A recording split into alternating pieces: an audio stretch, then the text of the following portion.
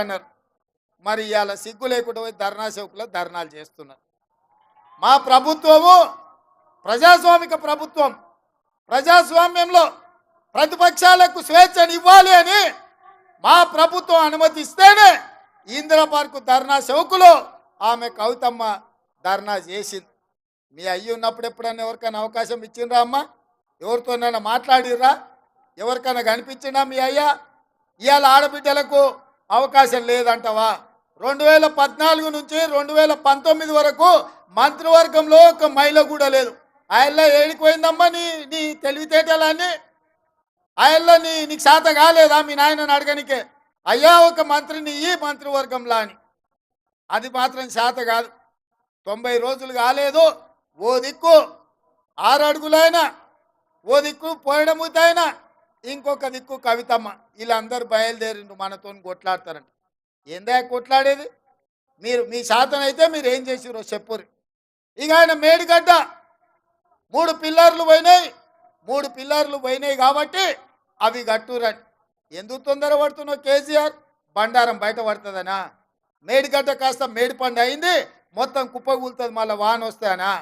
ఆయన ఉద్దేశం అంతా ఆయన కట్టింది కుంగింది, అన్నారం పగిలింది కాబట్టి అర్జెంటుగా దానికి పూత ఊసి హరేక్ మాల్తోని దాన్ని రిపేర్ చేసి ఇక అయిపోయింది, మా చేతులు ఏం లేదు, మొత్తం వాళ్ళదే అని మా మీద నెట్టనికనా?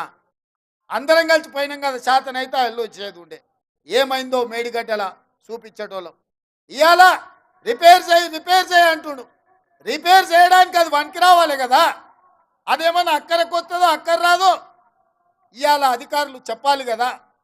ఢిల్లీ నుంచి నిపుణులు వచ్చారు, వాళ్ళు వాటిని పరిశీలిస్తారు. ఉన్నది రిపేర్ చేస్తే నడుస్తుందా, మిగతాది కూడా కుంగిపోతుందా, మొత్తం గులగొట్టి కట్టాలనా లేకపోతే దాన్ని రిపేర్ చేయాలనా అని ఇవాళ అడగాలనా లేదా? ఇవాళ మనం ఇల్లు కడితే 8 పిల్లర్లు పెట్టి కడితే ఓ దిక్కు 2 పిల్లర్లు భూమిలో గుంగిపోతే మిగతాది చక్కగా ఉంటుందా? మిత్రులారా, మనం కూడా ఇల్లు కట్టిన వాళ్ళమే, సంసారం చేసిన వాళ్ళమే కదా. సాధ్యమా? ఇవాళ నీళ్ళు ఎట్లా నింపుతారా? ఓ దిక్కు మొత్తం బలిగైపోయి దాంట్లో నీళ్ళు నింతాయా?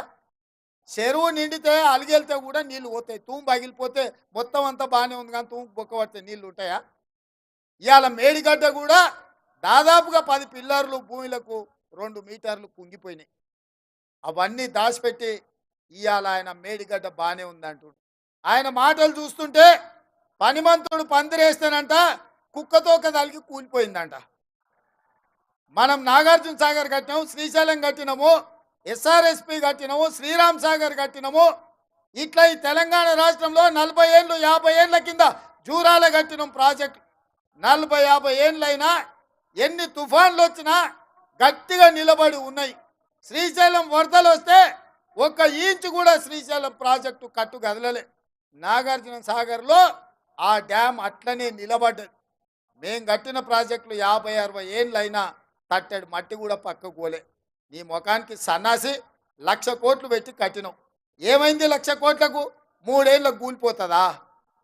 ఇది నీ జాగీర్ అయితే గట్లే వేస్తావు. నీ ఫామ్ హౌస్లో ఇల్లు కట్టుకున్నావు, గట్లే కట్టినావు. 2 ఏళ్ళకు 3 ఏళ్ళకు గుంగిపోతుంది నీ ఫామ్ హౌస్లో ఇల్లు. ఇవాళ ప్రజల సొమ్ము కాబట్టి లెక్కపత్రం లేదు. ఎంతసేపు దాచుకుందాం అన్న ఆలోచనతోటి ఇవాళ మేడిగడ్డని గట్ల కట్టి ఇవాళ దాన్ని కుంగదీసి పలగొట్టి ఇవాళ మన మీద బద్నాం పెట్టాలని చూస్తుండు. ఇవాళ ఇక ఆయన ఉన్నాడు పొడుగుట ఆయన. నేను మొన్న కూడా చెప్పిన, ఇవాళ కూడా చెప్తున్నా, దూలం లెక్క పెరిగింది కానీ దూడకున్న బుద్ధి కూడా ఆయనకు లేదు.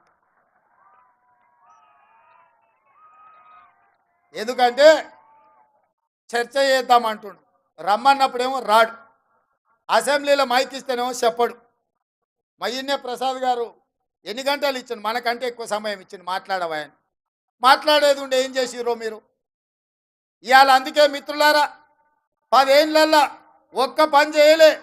మల్కాజ్గిరి నుంచి మనం మేడ్చల్ వరకు మనకి ఎంఎంటీఎస్ రైలు ఉంటే పట్టాలు వేసినా కూడా డబ్బాలు కొనలే ఈ సన్నాసుడు. మనకు మెట్రో రైలు రాలే. మా జంగయ్య చెప్తున్నాడు ఇప్పుడే, అన్న మేడ్చల్ వరకు 4 నియోజకవర్గాలు ఉన్నాయి, మెట్రో రైలు రావాలి. 10 ఏళ్ళు అయింది, ఎందుకు తీసుకురాలే కేసీఆర్? కనీసం ఆలోచన అన్న చేసిండా?